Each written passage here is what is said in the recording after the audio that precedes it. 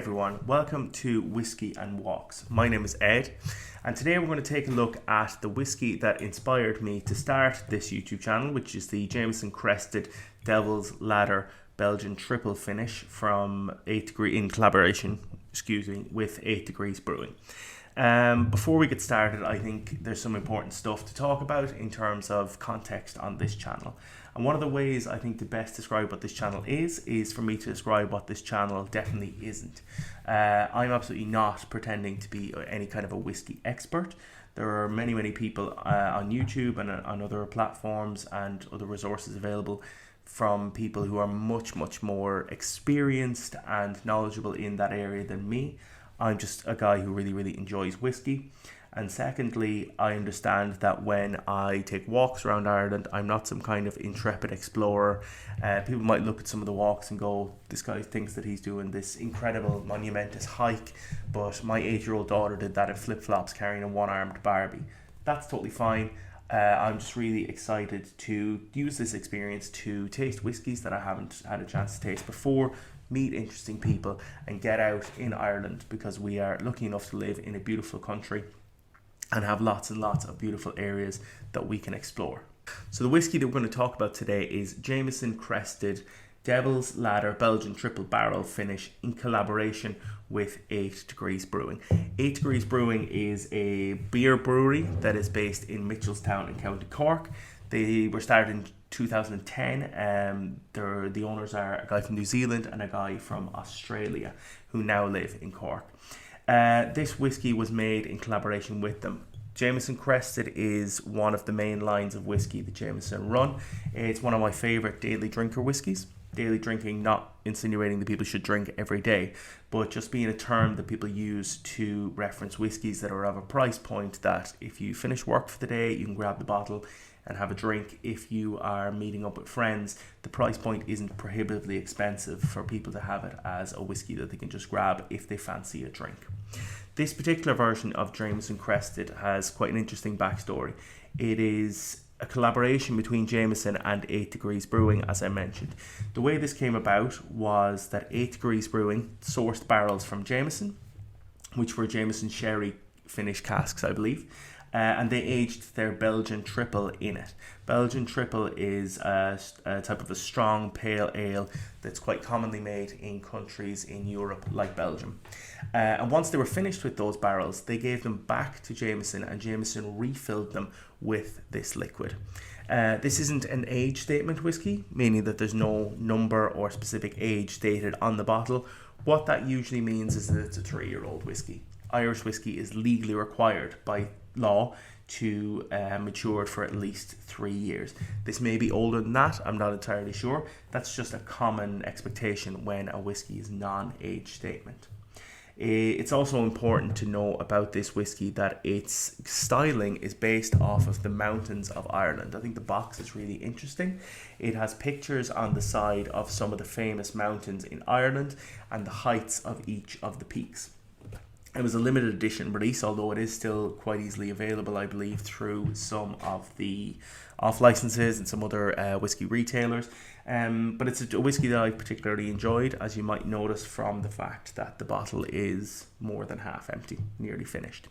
So we're going to have a drink of this today and just see what people think about it. If you've tasted this whiskey, I would love to hear your thoughts and opinions in the comments, because I've had this with friends before who enjoy whiskey and they had very different reactions and opinions. So it'd be great to hear from some of you guys. So for people who aren't familiar with drinking whiskey, one of the most popular ways to taste whiskey is first to nose the whiskey or smell it, and secondly then to taste the whiskey. This glass is often referred to as a Glencairn glass. It's the type of glass that you will see if you attend a whiskey tasting, and the idea is that the rim of the glass is quite narrow, much narrower than the body of the glass where the liquid sits. The idea of that is to funnel the air, the oil, the smells all together near the top so that it's easier to smell when you lift it up to your nose. This whiskey smells absolutely delicious to me for my personal taste. The smell is quite sweet. It smells like, to me it smells like vanilla, brown sugar, I get a smell as well of maybe dough from making something sweeter like a cake or buns. But yeah, that's definitely my preference on the smell. And then we're going to taste. Cheers.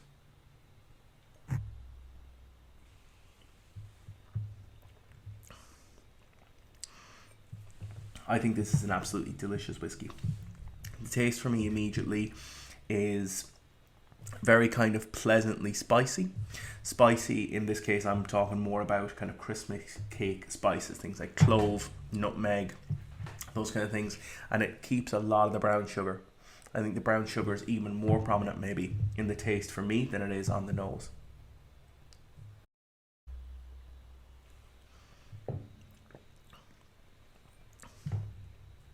Yeah, I think that's absolutely delicious. One of the things that really stands out to me with this whiskey is how the flavour changes. So when you initially taste it, for me, it's all that kind of spice, Christmas cake kind of a flavour. And then as it moves further back in your mouth, it turns into more of a caramel, sugary, brown sugary, vanilla, toffee kind of flavour. And those are flavours that you'll get quite often in Irish whiskey. They're flavours that a lot of people who are drinking Irish whiskey will report getting when they have a glass.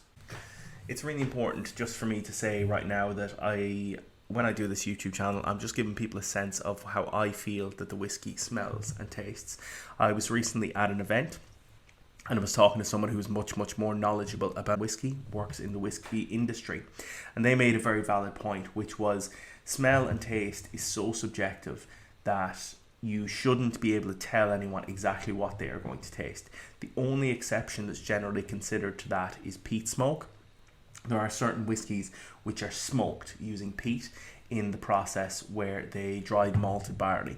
Those whiskies will have a peaty flavour. This whiskey has no peaty flavour because the malt was not dried using any peat smoke.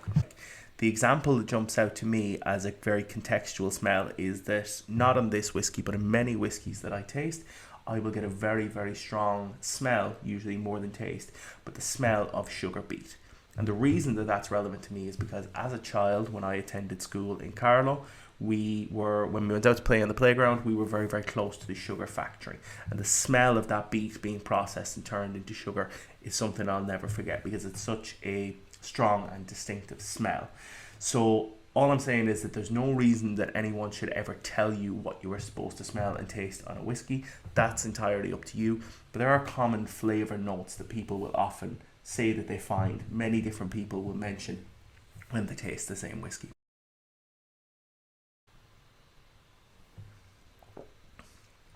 So to me, this is a really kind of classic example of some of these Jameson releases. It definitely has a bit more punch, a bit more spice, which might come from the Belgian triple barrel. But it's a really nice whiskey. If anyone is interested in trying a whiskey that they've never had before, I do recommend Jameson Crested. It doesn't have to be this release because it is a bit more expensive just by virtue of being a limited release. But the Jameson the Jameson Crested is absolutely delicious, I think, and I really enjoyed this whiskey. So the walk that we're going to take a look at today is one of my favourite walking trails around Dublin, and we're going to be walking up to the Hellfire Club in Montpellier Hill. The start of this walking trail is at a car park that's easily accessible, about half an hour from Dublin city centre, although you will need a car likely to get there because it doesn't seem to be particularly well served by public transport. There are green and blue trails up to the Hellfire Club. One is 4 kilometres and the other is 5.5 kilometres, taking between an hour and an hour and 15 minutes each. Both of these trails are listed as moderate difficulty, although I didn't find it very challenging at all, and I'm only getting back into the hobby of hill walking, so I would say it's probably on the easier side of moderate and definitely achievable by most people. Most of the people that I saw while I was out for my walk were families with young children, people riding bikes, people running the trails, and it can be quite a popular attraction, especially on the weekends, which can mean it's busy, so you need to just bear that in mind if that's something that's going to be a factor for you. There are some really fantastic views available from the trail. The trails are all very clearly marked, and to be honest, there are other tracks that you could explore that go into the forested areas, but as long as you're sticking to the main tracks, it would be very difficult, I think, to get lost, because it is quite clearly marked and indicated which is the main trail.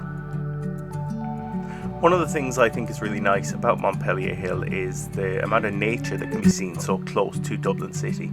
There's a preserved area for frogs and newts where I saw tadpoles. There are lots and lots of birds and small animals, and on previous occasions I have seen deer while walking here.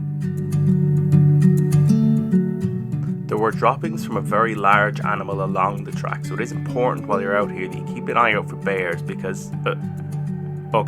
never mind. As you approach the top of the hill, you will see the Hellfire Club coming into focus. The Hellfire Club is a building that was built in 1725 by William Connolly, and it was originally built as the centrepiece of a 1,000-acre preservation where he and his friends would be able to hunt deer.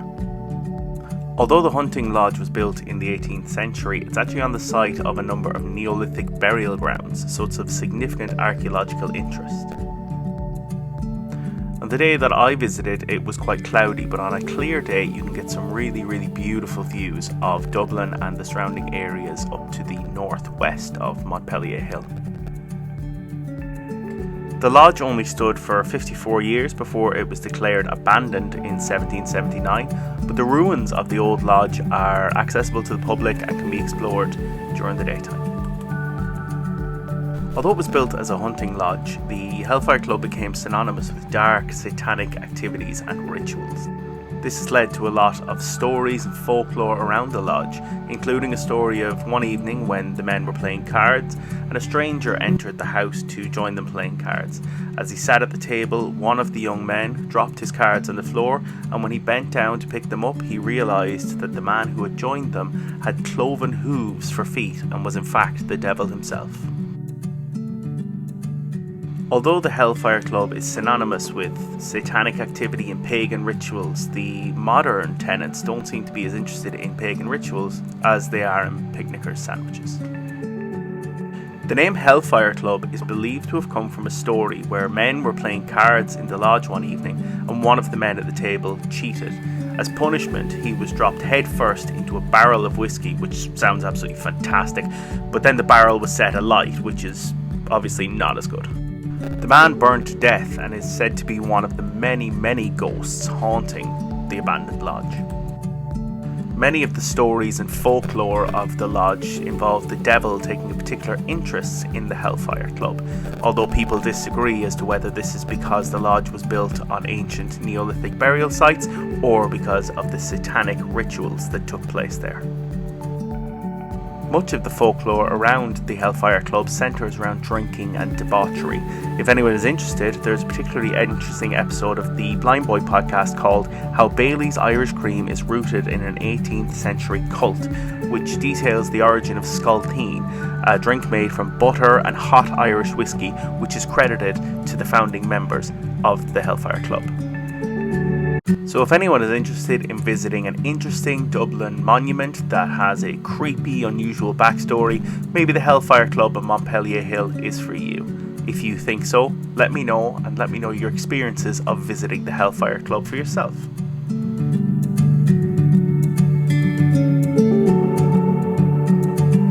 So I hope you have enjoyed this introduction to the Whiskey and Walks YouTube channel.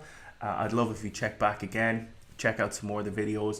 If there's anywhere that you think I would really enjoy going for a hike or a walk, I'd love to hear some suggestions. If there's any whiskey that you have tried and really enjoyed, you thought there was an interesting story behind it, you thought the whiskey just tasted really good, I'd love to hear that as well. So for now, I'm going to say goodbye. Thank you for tuning in, and sláinte. Thank you so much for watching. If you have any comments, I'd love to hear them down below, and I would really appreciate it if you could like and subscribe for more videos. Any recommendations on videos that you'd like to see would be really, really appreciated.